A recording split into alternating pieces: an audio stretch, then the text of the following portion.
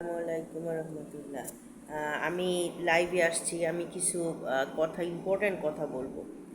সাধারণত আমি যেটা বুঝি সেটাই বলবো। যদি আমার কোনো ভুল হয় তাহলে এটা মাফ করে দিবেন। প্রথম কথা হচ্ছে যে ইসলামে কুকুর পালা নিষেধ কিনা। দেখুন, আমি প্রথম কথা বলি যে ইসলামে কোথাও আল্লাহর সৃষ্টিকে নাপাক বলার কোনো কোনো ইয়া নাই। আল কোরআনের একটা সূরা আপনি বাই করতে পারবেন না যেখানে বলা হয়েছে যে কুকুর নাপাক। একটা সূরা নাই, ঠিক আছে?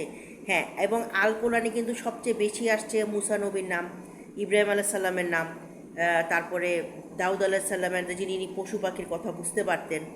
তারপরে আসছে আপনার নূহ আলাইহিস সালামের নাম। এতগুলি নবী আসছেন, অথচ কেউ কিন্তু কখনো বলে নেই যে কুকুর নাপাক, ঠিক আছে? আপনার কি মনে হয় যে আমাদের নবী যে ছিলেন মানে আমি বলবো যে উনি হচ্ছেন সর্বোচ্চ জ্ঞানী একজন নবী, শ্রেষ্ঠ নবী নাকি জানি না, তবে সর্বোচ্চ জ্ঞানী একজন নবী। উনি কি এই কথা বলছেন? না, উনিও ওই কথা বলেন নাই। এগুলি আমাদের নিজেদের তৈরি করা, ঠিক আছে? কারণ আমরা ছিলাম না সেখানে। কিন্তু একটা উনি যেটা দিয়ে গেছেন সেটা হচ্ছে আল কোরআন। আল কোরআন একমাত্র গ্রন্থ যেটা আল্লাহ নাজিল করছেন নবীজির মাধ্যমে, ঠিক আছে? তো আল কোরআনে যদি অর্থটা আপনি পড়েন, যেমন সূরা আল কাইফে আল কোরআনে স্পষ্ট বলা আছে যে এই 9 জন গুহাবাসীর সাথে একজন কুকুর ছিল, ঠিক আছে? তাহলে সেখানে আল্লাহর রহমত কি নাজিল হয় নাই? আপনাদের কাছে আমার প্রশ্ন। আল্লাহর রহমত নাজিল হয় নাই। আল্লাহ কখনো কোনো প্রাণীকে নাপাক বলে নাই। নাপাক কারা জানেন? যারা সুদ খায়, যারা ঘুষ খায়, যারা হচ্ছে ধর্ম নিয়ে ব্যবসা করে।